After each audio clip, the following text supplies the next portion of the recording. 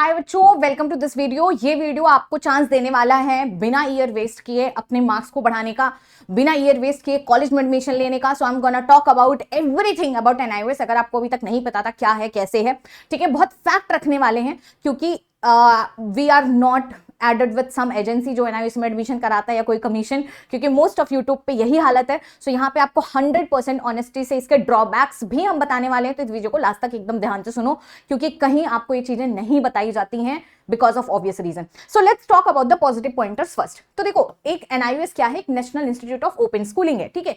ये एक बोर्ड है। सबसे पहली चीज मैं क्लियर करना चाहते हैं कि टोटली ये आपका ऑथराइज्ड है, टोटली लीगल है, ये हर जगह एज पर गवर्नमेंट इसको मान्यता मिली है ना। आपका ऐसा नहीं है कि ये कोई इलीगल चीज है, पहली चीज, ठीक है। NIOS board. अब यहां पे क्या होता है, यहां पे पहली आप समझिए कि दो तरीके के यहां पे एग्जाम होते हैं, ठीक है। क्या होते हैं? यहां पे दो तरीके के एग्जाम होते हैं एनआईओएस में। एक बेटा आपका होता है ऑन डिमांड एग्जाम, एक आपका होता है पब्लिक एग्जाम जिसको स्ट्रीम 2 भी बोलते हैं, ठीक है। ऑन डिमांड एग्जाम जो होता है वो अभी जून 2026 से लेके सितंबर 2026 के बीच में होता है। दूसरा आपका क्या है, जो पब्लिक एग्जाम है वो अक्टूबर 2026 में होगा। दूसरा आपका क्या होगा, एक और चांस मिलेगा, वो अप्रैल 2027 में होगा। नाउ अंडरस्टैंड फर्स्ट कि किसको क्या देना है, ठीक है। इसमें हमारे पास क्या है, जो ऑन डिमांड एग्जाम होता है ये जून से लेके सितंबर के बीच में होता है और इसकी एप्लीकेशन स्टार्ट है, ठीक है, अभी चल रही है, अभी आप कर सकते हो अप्लाई। अब बात करते हैं देना किसको है। ये एग्जाम वो सारे बच्चे दे सकते हैं जिनका इसेंशियल रिपीट आया है। जिनका क्या आया है? इसेंशियल रिपीट, जिनके में ईआर है। अब देखो, इसेंशियल रिपीट की अगर हम बात कर लें तो इसेंशियल रिपीट का क्या मतलब है? इसेंशियल रिपीट का बहुत सिंपल सा मतलब है कि आप 5 सब्जेक्ट में पास नहीं है, ठीक है। अगर शायद आपका 5 सब्जेक्ट होगा तो एक सब्जेक्ट में आरटीआई होगा, 6 होगा तो 2 में आरटीआई होगा, तभी आप इसेंशियल रिपीट की कैटेगरी में आए हैं, बेसिकली जिसको फेल बोला जाता है, बट सीबीएसई फेल टर्म नहीं यूज करती है।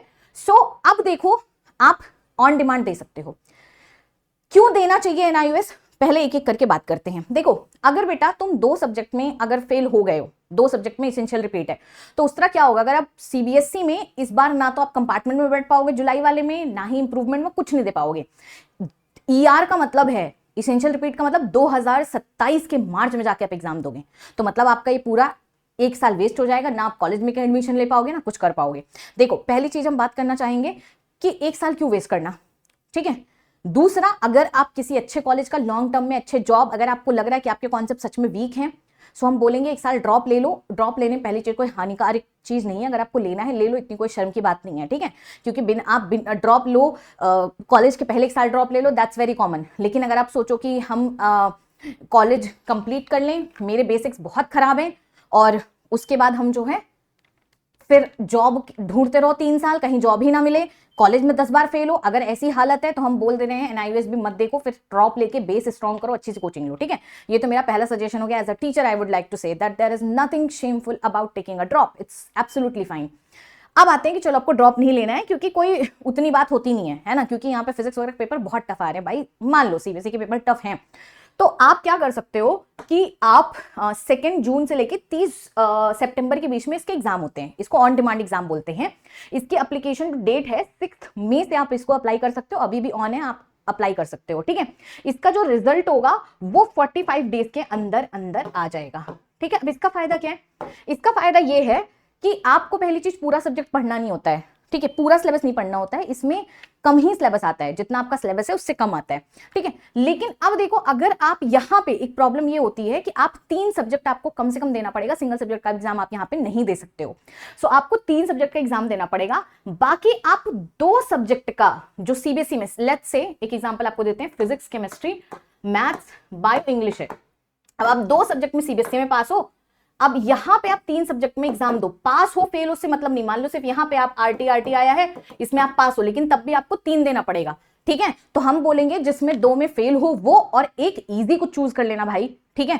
ठीक है, तो उसके बाद आप इसका एग्जाम दे सकते हो। बाकी जो आपके सब्जेक्ट 2 बच जाते हैं उनका आप टीओसी करा सकते हो। टीओसी क्या होता है? बेसिकली आप मार्क्स को एनआईओएस बोर्ड में ट्रांसफर करा सकते हो, तो आपकी एक सिंगल मार्कशीट आ जाएगी, है ना। आपको एनआईओएस बोर्ड की एक मार्कशीट मिलेगी, उसमें 3 सब्जेक्ट आपके जो एनआईओएस के हैं मार्क्स वो मिलेंगे, 2 सब्जेक्ट आपके सीबीएसई में जो इस बार मार्क्स आए हैं वो मिलेंगे, ठीक है। तो ओवरऑल आपका क्या हो जाएगा, अच्छा परसेंटेज बन जाएगा। ये हो गई पहली बात। लेकिन ये ऑन डिमांड एग्जाम वो बच्चे नहीं दे सकते हैं जो पास हैं, ये सिर्फ उनके लिए है जिनका इसेंशियल रिपीट है। इस बात को ध्यान से देखो, यहाँ पे आप लोग को बहुत बेवकूफ बनाते हैं, आपसे एडमिशन के पैसे ले लेते हैं, आधे लोग गायब हो जाते हैं, आपको ये नहीं करना है, ठीक है। अब आते हैं बात कि जिन बच्चों को इंप्रूवमेंट देना है। पहली बेटा, अगर आपको लग रहा है सिंगल सब्जेक्ट में इंप्रूवमेंट है यार, सीबीएसई में ही दे दो, 15 जुलाई को एग्जाम है, 2 जून से एप्लीकेशन स्टार्ट है, दे के निकाल लो। लेकिन सीबीएसई की प्रॉब्लम क्या है कि आप एक इंप्रूवमेंट दे सकते हो, ठीक है, तो उतना अच्छा परसेंटेज नहीं बढ़ता बहुत बार। अब आते हैं what is public exam. Public exam में हमारे पास क्या होता है वो, अच्छा ये मैंने आपको बात बता दी है कि रिजल्ट आपका 45 डेज में आ जाता है, which is very good. You will be, मान लो जून में आप दे रहे हो, ठीक है, तो जुलाई में आपका रिजल्ट आ जाएगा, एडमिशन काउंसलिंग वगैरह आप करा सकते हो, आपको कोई दिक्कत होगी नहीं, ठीक है। तो ये हम बोलेंगे वो बच्चे देख लो, वेरिफिकेशन करा लो। अगर आपको लग रहा है कि मेरे मार्क्स नहीं बढ़ रहे हैं वेरिफिकेशन के बाद में भी, और कंपार्टमेंट इसी साल दे नहीं सकते हो, 1 साल वेस्ट होगा, तो आप अप्लाई कर देना, डेट तब तक ओपन रहेगी, 2-4 दिन रहेगी, ठीक है। तो हम डेट का एक शॉर्ट्स अलग से बना देंगे कब तक कैसे, तो उसकी भी अपडेट हम आपको देते रहेंगे अगर आपको चाहिए होगा। अगर एनआईवीएस में इंटरेस्टेड होगी, ये पहली वीडियो हम चैनल पर डाल रहे हैं, तो कमेंट सेक्शन में मुझे बताना, तो I will keep continuing this series with everything, ठीक है। तो ये हो गया तुम्हारा इनका बात। अब आते हैं जिन बच्चों को इंप्रूवमेंट देना, जिन बच्चों को है कि मैं 1 साल तैयारी कर रहा हूं लेकिन मैं सीबीएसई बोर्ड का एग्जाम नहीं दे सकता, क्योंकि सीबीएसई भाई बहुत हेक्टिक चीज है, जो पास हो चुके हैं, ठीक है, उनको 2027 में एग्जाम देने से बेहतर है कि आप पहली चीज तो किसी एक का दे पाओगे इंप्रूवमेंट।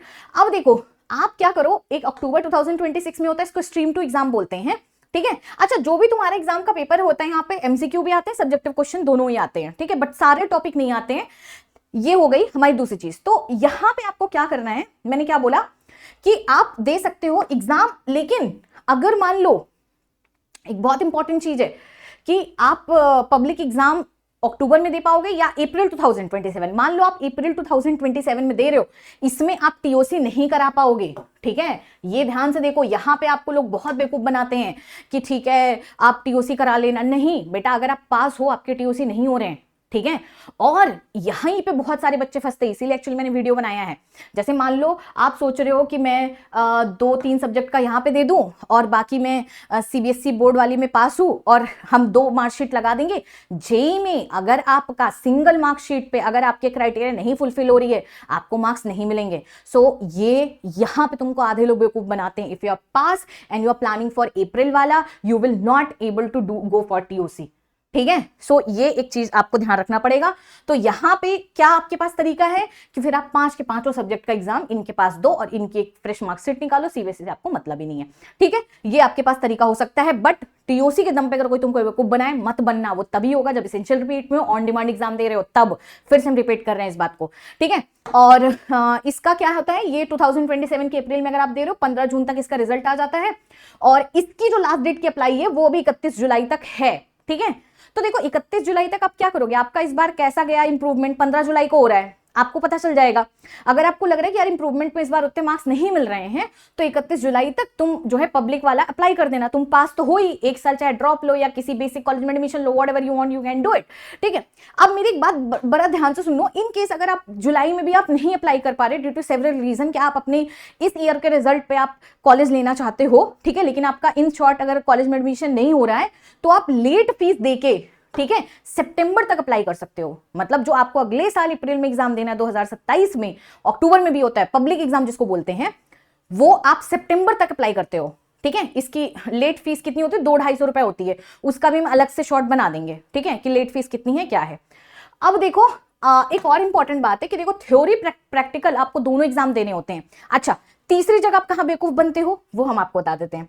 देखो बहुत सारी जगह पे देखो यहाँ पे ना फीस लगती है, रजिस्ट्रेशन फीस होती है, बहुत कम होती है, मतलब तुम्हारा तो 4-6 हजार में पूरा काम हो जाता है, बट बहुत लोग 10-10 हजार रुपए लेते हैं और बोलते हैं कि हमें असाइनमेंट के पैसे आपसे लेते हैं, क्या आपको असाइनमेंट भी नहीं बनाना पड़ेगा, आप अपना तैयारी करो, हम आपसे असाइनमेंट का पैसा ले लेंगे, हाँ क्लास में दे दो। याद रखो जो ऑन डिमांड है, मतलब ये जून से लेके जो एग्जाम आप देने वाले हो सितंबर तक वाले में, उसमें किसी भी प्रकार का कोई भी असाइनमेंट नहीं होता है, उसमें सिर्फ थ्योरी और प्रैक्टिकल 2 के आपको मार्क्स मिलते हैं। तो यहां पे आपको किसी को असाइनमेंट वाले एग्जाम के पैसे नहीं देने हैं। लेकिन अगर आप नेक्स्ट ईयर अप्रैल में दोगे तो आपको वहां पे असाइनमेंट वाले पैसे भी देने पड़ेंगे। अब आ जाते हैं, जरा सा बात करते हैं कि क्या क्या ड्रॉबैक्स हैं, why you should not consider NIOS, ठीक है। खैर सबसे पहली चीज है कि वही वाला पहला कि 2 मार्कशीट जहां पे टीओसी नहीं हो रहा है, अगर आपका टीओसी नहीं हो रहा है, अच्छे से कंफर्म कर लो कि आपके केस में टीओसी हो रहा है कि नहीं हो रहा है।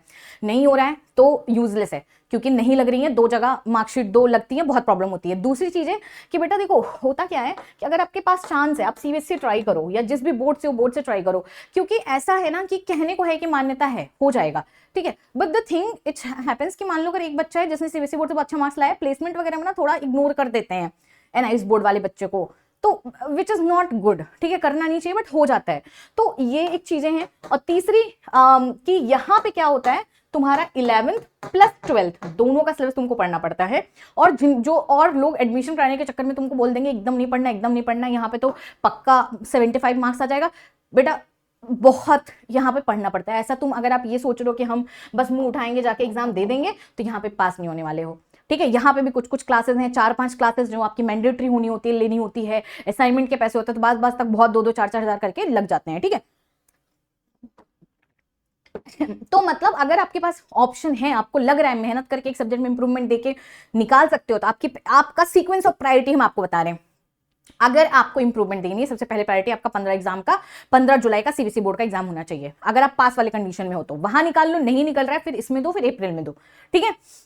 फिर सीबीएसई में तो नहीं हो रहा है कुछ, उसको हटा दो, ठीक है। अगर आपका एसेंशियल रिपीट है, आपको इसी साल एडमिशन लेना है, गो फॉर इट। जून से सितंबर में बिना डरे बिना परेशान हुए जाओ, कोई परेशानी की बात नहीं है, ठीक है। अच्छा अब देखो इसको अप्लाई कैसे करते हैं, ये देखो NIUS sdmis.niusac.in पे आप जाओगे, ये देखो यहाँ पे एडमिशन वाला पोर्टल मिलेगा, ठीक है। ये देखो यहाँ पे ऑन डिमांड दिखा रहा है, ऑन डिमांड जून सितंबर, ठीक है।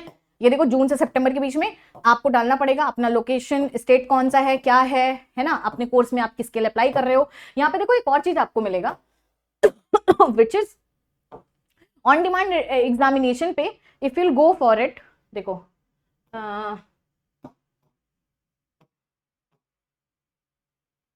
एडमिशन पे गए, ठीक है। ये देखो यहाँ पे ऑन डिमांड पे गए, यहाँ पे देखो एक दिखा रहा है सीट अवेलेबिलिटी, ठीक है। इसमें एक अच्छी चीज होती है कि आप अपने हिसाब से डेट चूज कर सकते हो। हर महीने एग्जाम होता है, जून में भी होता है, जुलाई में भी होगा, अगस्त में भी, सितंबर में भी होगा, ठीक है। तो आप यहाँ पे अपना एग्जाम सेंटर अपने नियरेस्ट एकदम पास में कहीं और जाना नहीं होता है, ठीक है। आप अप्लाई कर दोगे, आपका डिस्ट्रिक्ट कौन सा है आपको ऑप्शन दिखा देगा। हर महीने में 4-6 डेट तो अवेलेबल ही रहती है, आप अपने हिसाब से चूज कर पाओगे, विच इज वेरी गुड कि आपके कोचिंग के कोई एग्जाम वगैरह चल रहे हैं, इससे क्लैश नहीं करता, आपका कहीं कुछ भी है तो, और आप अपने नियरेस्ट सेंटर पे चूज कर सकते हो। इसका कोई लेना देना नहीं कि आप कहाँ के हो कहाँ के नहीं हो, you can choose as whatever you want. तो जो भी बच्चे कोटा है कहीं और जाना चाहते हैं उनके लिए बहुत बेस्ट चीज है, ठीक है। अब एक और इंटरेस्टिंग बात है जरा सा, इसमें क्या होता है कि आप डेट और ये लोकेशन अपने हिसाब से चूज कर पाते हो। जो थ्योरी का एग्जाम होता है उसका आपको एडमिट कार्ड मिलता है, प्रैक्टिकल का ऐसा एडमिट कार्ड अभी तक तो नहीं मिलता था, will check what about right now. तो वो वहीं पे आपको बता देते कब आपका प्रैक्टिकल एग्जाम है, कैसे होना है। तो हाँ सपोर्ट करते हैं, कॉपरेट करते हैं, आप इसके लिए आराम से जा सकते हो। देखो अल्टीमेटली क्या है, हमारा एजुकेशन सिस्टम बहुत अच्छा नहीं है, आपकी वर्थ 12th के मार्क्स के बेसिस पर डिसाइड होती है। 12th में सीबीएसई की तो हालत जिस तरीके से है, this is the first time I am actually making NIOS का वीडियो। यूजुअली हम बच्चों को बोलते हैं कि टारगेट करो, सीबीएसई करो, बट अभी तो मेरा सीबीएसई से इतना दिमाग उठ चुका है कि मुझे भाई कर लो, ठीक है। और कोई गलत चीज नहीं है, इसके लिए आप ऑफकोर्स जा सकते हो। I will create, if you want I will create separate fees का, डेट्स का, सबका एक एक शॉर्ट, एक क्योंकि है तो सब कुछ साइट पे अवेलेबल। हम आपको 8-10 इसकी सीरीज ला देंगे, 1-1 मिनट के शॉर्ट में हम हर चीज कवर करेंगे। If you want let me know in comment section.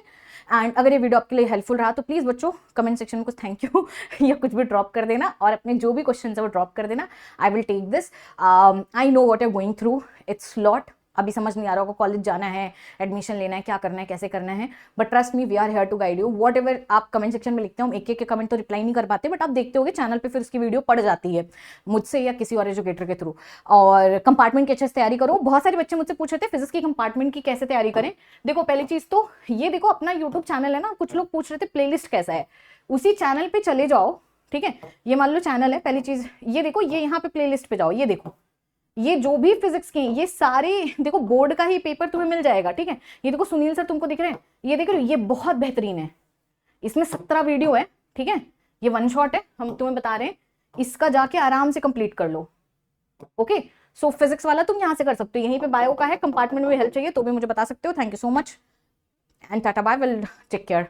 And NIOS की लिंक वेबसाइट की हम आपके लिए डिस्क्रिप्शन में ऐड कर देंगे, ओके बाय।